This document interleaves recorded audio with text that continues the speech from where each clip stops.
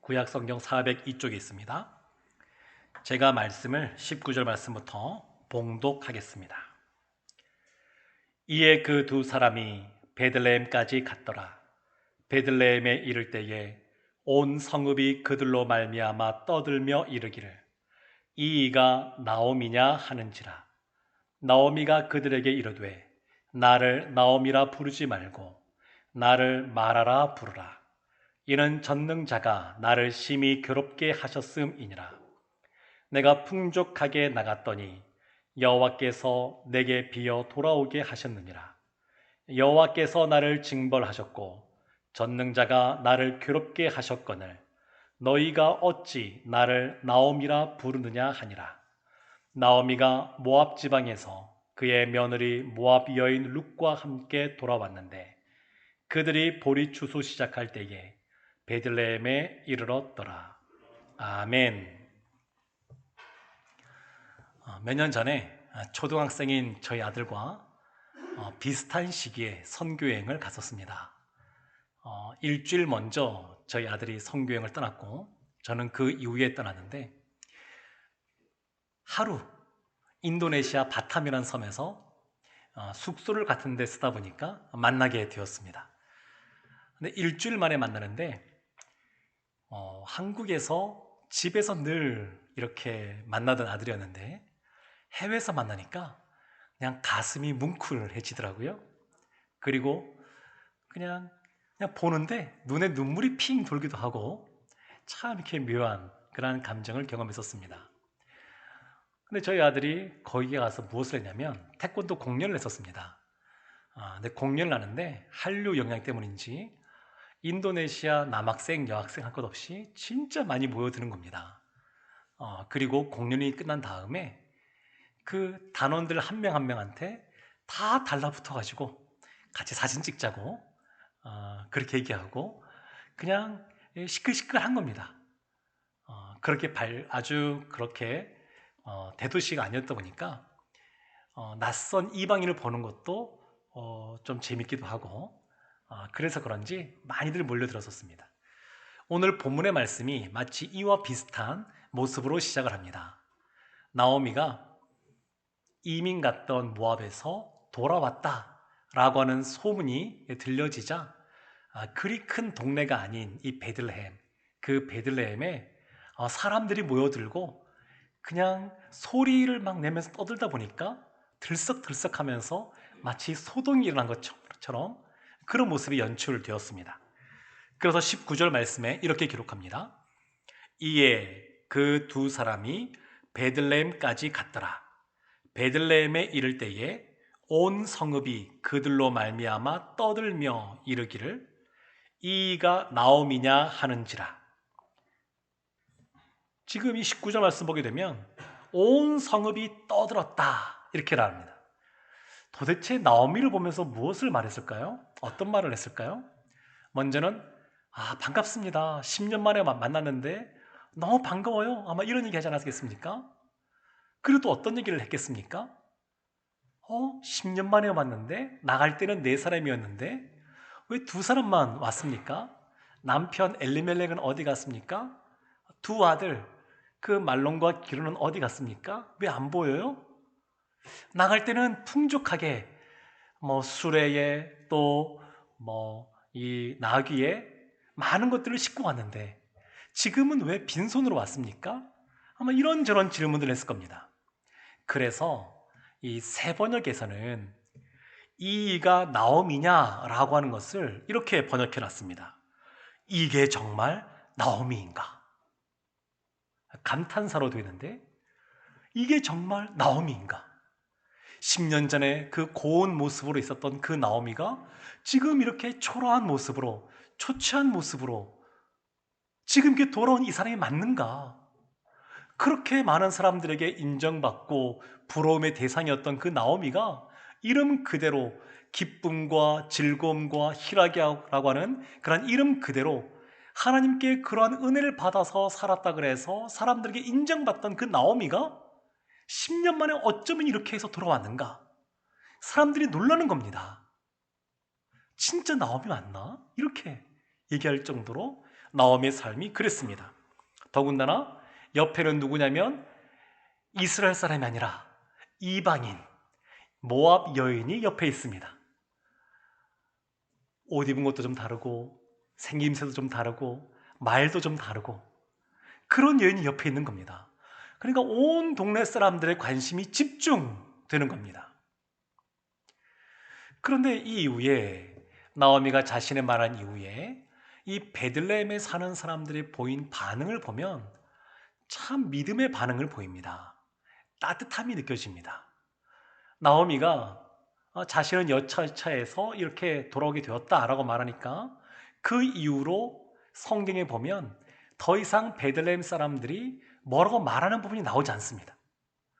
그러니까 어쩌면 아기를 가지고 말한 것이 아니라 특별히 그런 것 없이 말했음에도 불구하고 때로는 그 남편의 죽은 것을 떠올릴 수밖에 없는 그런 말, 두 아들을 먼저 떠나보낸 상황을 떠올릴 수밖에 없는 그런 말들, 가진 재산을 다 탕진할 수밖에 없는 그런 상황들, 홀로 나이가 들어서 이렇게 돌아올 수밖에 없었던, 어쩌면 병도 있어서 돌아올 수밖에 없었던 이 상황들, 여기에 대해서 아기를 가지고 말하진 않았겠지만 이것이 나오미에게는 큰 상처가 될 수 있었습니다.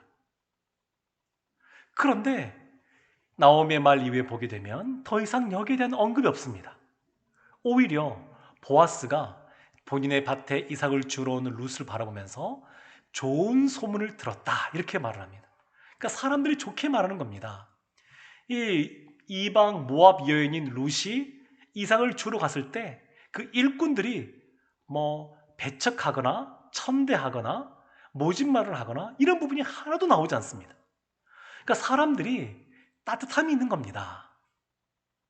예수님 당시에 바리새인들을 보게 되면 그들은 세리나 다른 사람들과 우리는 달라 차이를 강조하고 다름을 강조했습니다. 그런데 예수님은 어떠시냐면 그 세리들을 바라보면서 내가 의인을 위하여 온 것이 아니라 죄인들을 위하여 왔다.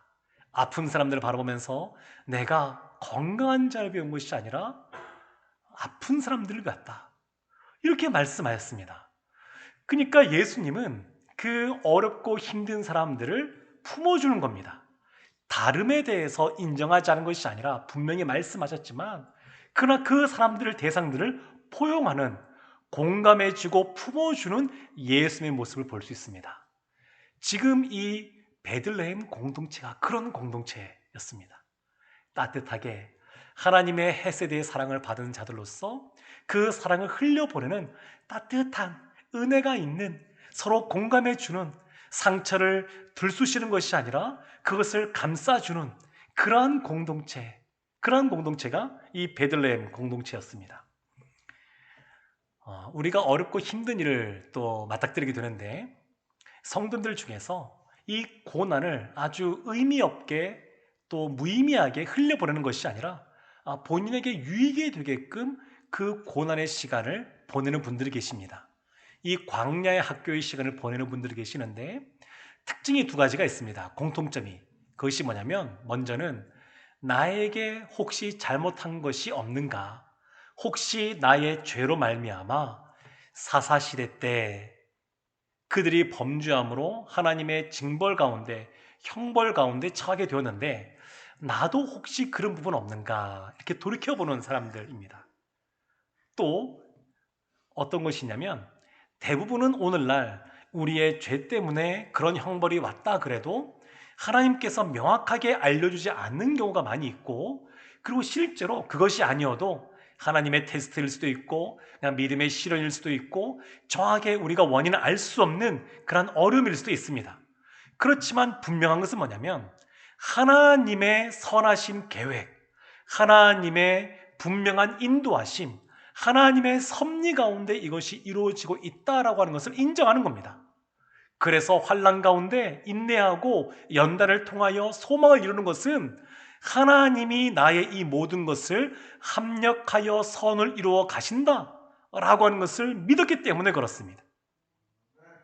그래서 이 나오미가 20절과 21절에서 본인에 대해서 이렇게 고백을 하는데 이것이 지금 이 고난을 통해서 배우는 성도님들의 모습과 공통된 부분이 나옵니다. 20절 말씀을 보겠습니다. 나오미가 그들에게 이르되 나를 나오미라 부르지 말고 나를 마라라 부르라. 이는 전능자가 나를 심히 괴롭게 하셨음이니라. 내가 풍족하게 나갔더니 여호와께서 내게 비어 돌아오게 하셨느니라. 여호와께서 나를 징벌하셨고 전능자가 나를 괴롭게 하셨거늘 너희가 어찌 나를 나오미라 부르느냐 하니라. 나오미가 나는 이제 더 이상 기쁨이라고 부르지 말고 괴로움, 쓴맛이라고 하는 뜻을 갖고 있는 마라라고 부르라. 이렇게 말하면서 하나님이 나를 징계하신 것이다. 그래서 내가 풍족하게 나갔지만 빈손으로 오게 되었고 그리고 모든 것을 다 잃어버리고 오게 되었다. 이렇게 말을 합니다. 우리는 누군가 우리에게 상처되는 말을 할 때 그냥 우리 속에서부터 발끈하는 것이 나타날 수 있는데 나오미는 그것을 인정하는 겁니다. 아기를 갖지 않고 말하는 그 사람들의 그러한 여러 가지 말들을 들으면서 맞습니다. 제가 지금 그런 하나님의 형벌 가운데 놓여 있어서 이렇게 돌아오게 되었습니다. 인정하는 겁니다. 다만 이 날카롭게 반응하지 않는 이 나오미의 모습 속에서 무엇을 또한 발견할 수 있냐면 하나님을 향하여 원망하지 않는 모습을 볼 수 있습니다. 하나님께 원망하지 않습니다. 하나님 왜 나에게 이런 것을 주셨습니까? 그러면서 그렇게 자신의 그 어려움에 대해서 그렇게 하나님을 비방하거나 또 원망하거나 그러지 않습니다. 아담이 선과 악을 알게 하는 나무의 실과를 따먹은 이후에 하나님 앞에 뭐라고 변명하냐면 당신이 주신 이 여자 때문에 그렇습니다. 그래서 본인의 잘못을 인정하지 않고 자신의 아내인 하와에게 더 나아가서 하나님께 모든 책임이 있는 것처럼 떠넘깁니다. 아담은 그랬습니다. 그런데 이 나오미는 그렇지 않고 인정하는 겁니다. 사랑하는 성도 여러분, 이렇게 우리 어떤 잘못으로 말미암아 하나님의 형벌 가운데 놓였을 때 어떻게 해야 되겠습니까? 후대에 호세아 선지자가 하나님 앞에 범죄한 이스라엘 향하여 호세아서 6장 1절 이렇게 말합니다. 오라 우리가 여호와께 돌아가자. 여호와께서 우리를 찢으셨으나 도로 낫게 하실 것이요 우리를 치셨으나 싸매어 주실 것임이라. 아멘. 주님께 돌아가면 나오미가 돌아온 것처럼 주님께 돌아오면 주님께서 회복시켜 주시고 싸매 주실 줄로 믿습니다. 또 하나 우리가 생각해 보면 좋은 그러한 사건이 있습니다. 다윗이 그의 아들 압살롬의 반란으로 인해서 도망을 치게 되었습니다. 도망을 칠 때 자신을 따르는 사람들과 함께 도망을 치는데 시므이라고 하는 사람이 다윗을 저주하는 겁니다. 돌을 들어 다윗 왕에게 돌을 던지고 그리고 온갖 말로 저주를 퍼붓습니다. 그때 그 다윗의 부하인 아비새라고 하는 장군이 왕이시여 제가 가서 저 시므이를 처단하게 하고 올까요? 이렇게 말을 합니다. 그때 다윗이 뭐라고 말하냐면 그러지 말아라 그러지 말아라. 혹시 하나님이 말씀하셔서 저와 같은 말을 할 수도 있다. 이러면서 하나님의 섭리를 인정하면서 사무엘하 16장 12절에서 이렇게 말합니다. 혹시 여호와께서 나의 원통함을 감찰하시리니 혹시 그 저주 때문에 여호와께서 선으로 내게 갚아 주시리라. 믿음은 이 다윗의 믿음은 정말 대단합니다. 지금 급하게 쫓겨서 가는 아들의 반란으로 해서 쫓겨가는 상황 속에서도 그리고 이 아주 마음이 불편하지 않겠습니까? 평온한 상태가 아니라 은혜가 넘치는 상태가 아니라 아주 긴박하고 그리고 여러 가지 마음이 복잡하고 마음에 여유가 없는 이 상황 속에서 저주를 퍼붓는 말을 들으면 사람이 발끈할 수가 있는데 그렇게 하지 않고 하나님의 그러한 섭리를 인정하고 하나님의 선하심에 기대어서 혹시 이 저주의 말 때문에 하나님이 나에게 선을 베풀어 주실지도 모르겠다. 이런 말을 하는 겁니다. 사람들이 혹시 예수님 믿는 것 때문에 또 하나님의 자녀이기 때문에 여러 가지 우리를 향하여 또 불합리한 그러한 말을 하거나 불이익을 줄 때에 이것을 보시고 하나님이 나에게 더 복을 주실지도 모르겠다, 이렇게 말하고 있는 겁니다. 사랑하는 성도 여러분, 그래서 고난 속에서 가져야 될 믿음이 있습니다. 나오미가 가진 믿음이 있는데 어떤 것이냐면, 먼저는 하나님을 원망하지 않는 겁니다. 하나님이 좋으신 분, 선하신 분, 이런 것을 인정하는 겁니다. 그리고 두 번째는 뭐냐면, 나오미는 하나님을 원망하지 않았지만 주님 앞에, 사람들 앞에서 나에게 이런 어려움이 있습니다 라고 하는 것을 인정하는 겁니다. 하나님 앞에 갖고 나아갔습니다. 마음에 쌓아두지 않고 다른 사람들에게 풀지는 못하지만 적어도 하나님 앞에 가서는 모든 것을 다 아뢰는 것을 볼 수 있습니다. 다윗이 그랬습니다. 얼마나 많은 어려움을 겪었는지 모릅니다. 억울하게, 또 자신을 따르는 사람들 때문에 진짜 많은 어려움들을 겪었지만 그때마다 하나님께 나아가서 토설하듯이 기도했습니다. 그래서 우리도 정직하게 하나님 앞에 나가야 됩니다. 어려움이 있을 때에 하나님을 원망하지 않고, 그렇지만 정직하게 우리의 어려움을 하나님께 아뢰는 것이 필요합니다.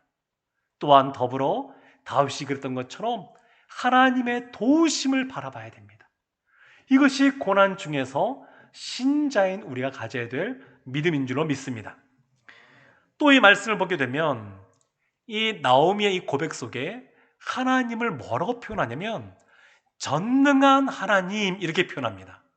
하나님을 전능하시다, 이렇게 말합니다. 이 전능한 하나님이란 표현이 성경에서 어디서 처음 나오냐면 아브라함이 99세 때 하나님이 자신을 설명하면서 말씀하시는 부분이 나옵니다.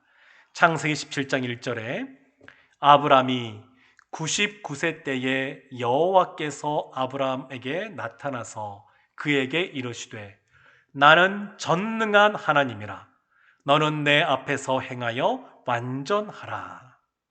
하나님이 나는 전능한 하나님이라고. 지금 아브라함은 99세에 이제 아들을 갖게 될 것이라는 말씀을 듣게 됩니다. 그리고 100세에 낳게 됩니다. 사도 바울은 이것을 뭐라고 표현하냐면 로마서 4장 19절에 그가 100세나 되어 자기 몸이 죽은 것 같고 사라의 태가 죽은 것 같음을 알고도 믿음이 약하여지지 아니하고.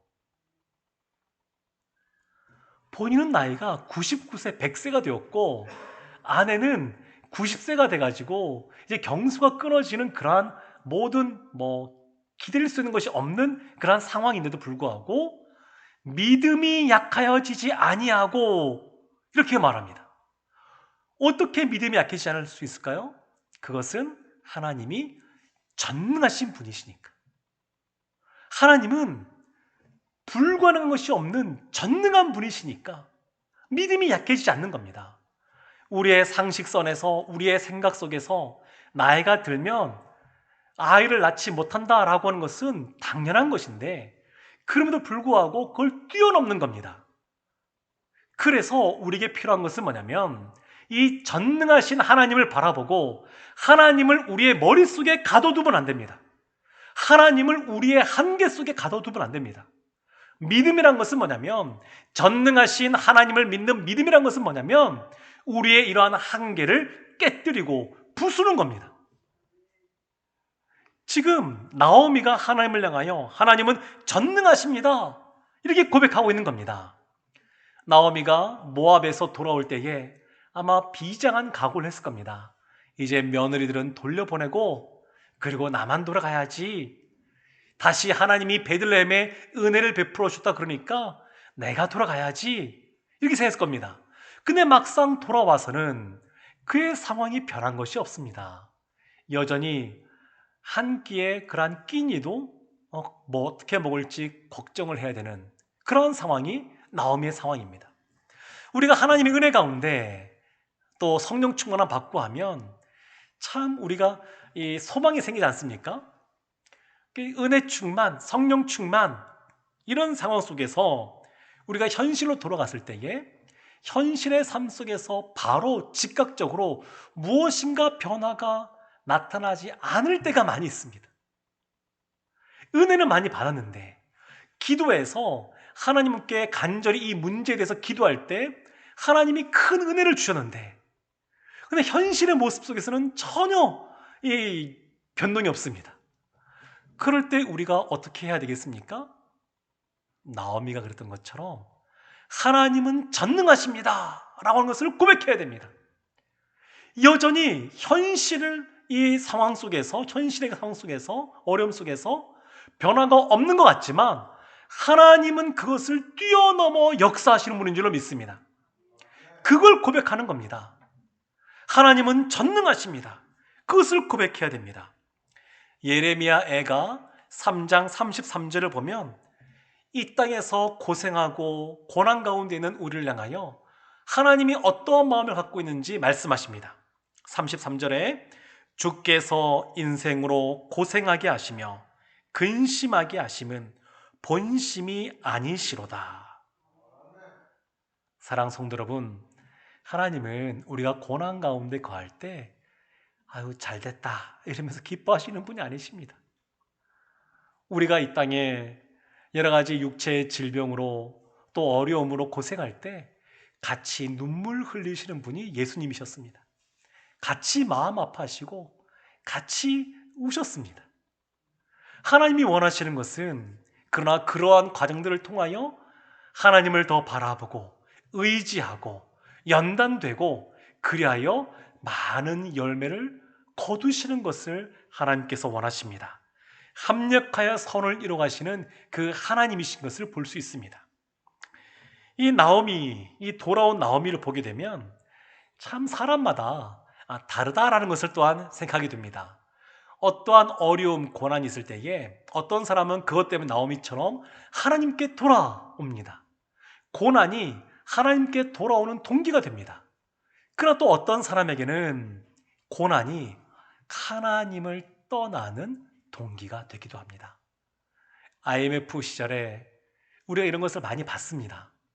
경제적으로 어려워지면서 하나님께 더 가까이 나온 사람들이 있는가 하면 경제적으로 어려워지면서 안 되겠다 그러면서 예배 시간을 한 번, 두 번 빠지면서 오히려 하나님부터 멀어지는 그러한 분들도 보게 되었습니다. 룻기서 1장 22절을 보게 되면 이 나오미는 돌아오는 것을 선택합니다. 나오미가 모압 지방에서 그의 며느리 모압 여인 룻과 함께 돌아왔는데 그들이 보리 추수 시작할 때에 베들레헴에 이르렀더라. 보리 추수 시작할 때 이 말씀을 묵상하면 이 구절이 진짜 은혜가 되는 구절입니다. 만약에 이거보다 빨리 돌아왔다 그러면 그제나도 먹고 살 것 없는 이 나오미, 그의 며느리와 함께 돌아왔어도 어떻게 살아갈지 아빌이 막막합니다. 앞날이 막막합니다. 그런데 하나님께서 귀에 들리게 하시고 마음에 결단케 하시고 그리고 돌이켜서 돌아오게 하신 이때를 보게 되면 보리를 추수하기 시작할 때, 그러니까 이삭 죽기를 해서 먹고 살아갈 수 있을 때라고 하는 겁니다. 본인은 이걸 모든 것을 다 생각하지 못했을 수 있지만 하나님께서는 하나님의 때가 있는 것을 말씀하고 계십니다. 그리고 은혜의 때가 있습니다. 하나님이 지금 그 때를 말씀하고 계신 겁니다. 전도서 3장 11절에 보게 되면 이렇게 전도자가 말합니다. 하나님이 모든 것을 지으시되 때를 따라 아름답게 하셨고 또 사람들에게는 영혼을 사모하는 마음을 주셨느니라. 그러나 하나님이 하시는 일의 시종을 사람으로 측량할 수 없게 하셨도다. 아멘. 하나님이 하시는 일의 시종 처음과 끝을 사람으로는 측량할 수 없게 하신 겁니다. 우리가 생각할 때 예수님이 좀 빨리 왔으면 좋겠다 이런 생각을 하곤 합니다. 2000년 전에도 그랬습니다. 그 이전부터 이스라엘은 메시아가 빨리 왔으면 좋겠다 이런 생각들을 하곤 했었습니다.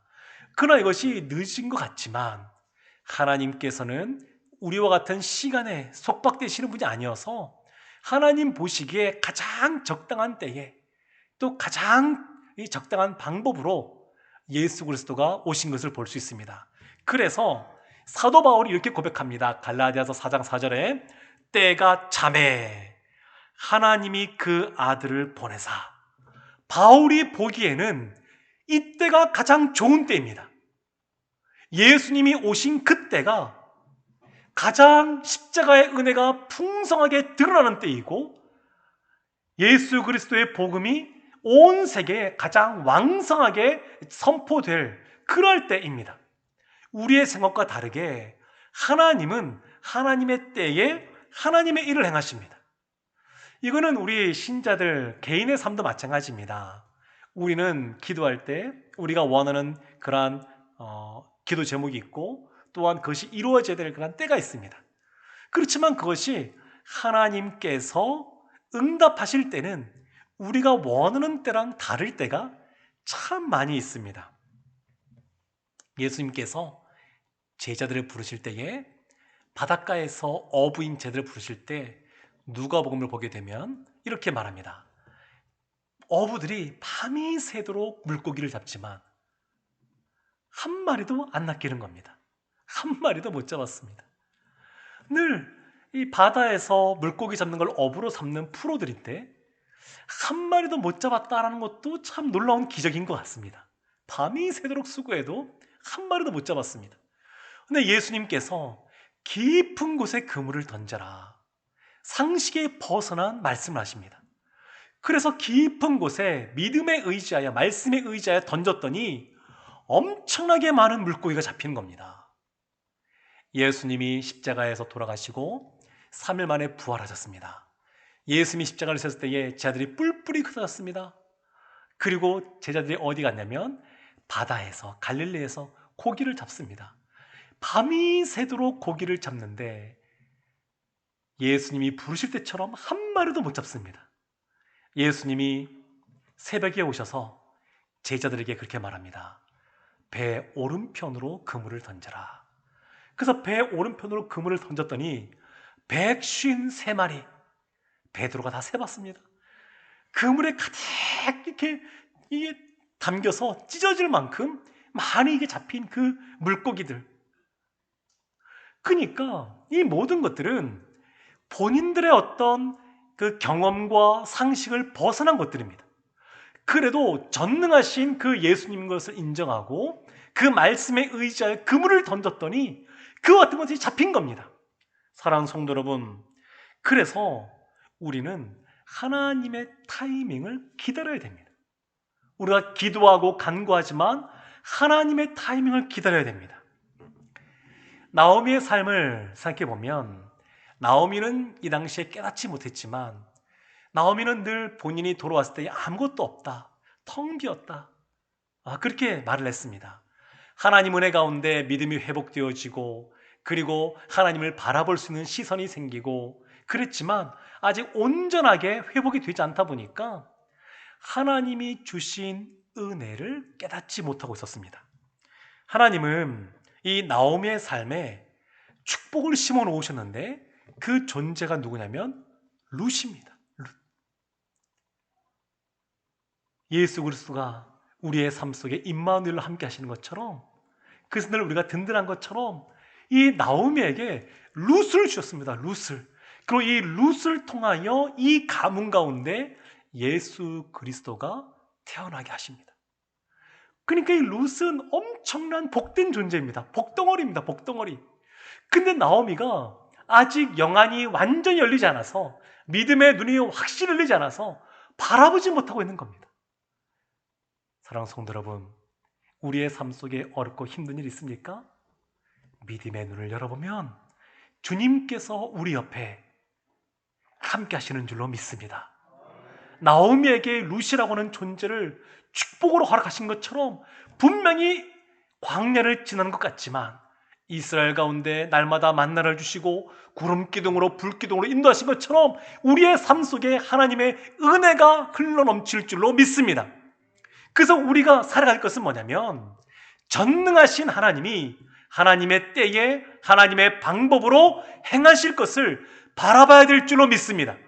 늘 전능하신 그 하나님의 때가 있음을 믿고 우리 생각을 뛰어넘으시고 우리를 더 사랑하시는 그 주님께서 가장 적당한 때에 가장 적당한 방법으로 은혜 베풀어 주심을 믿고 담대하게 살아가시는 성도들 되시기를 주님의 이름으로 축원합니다.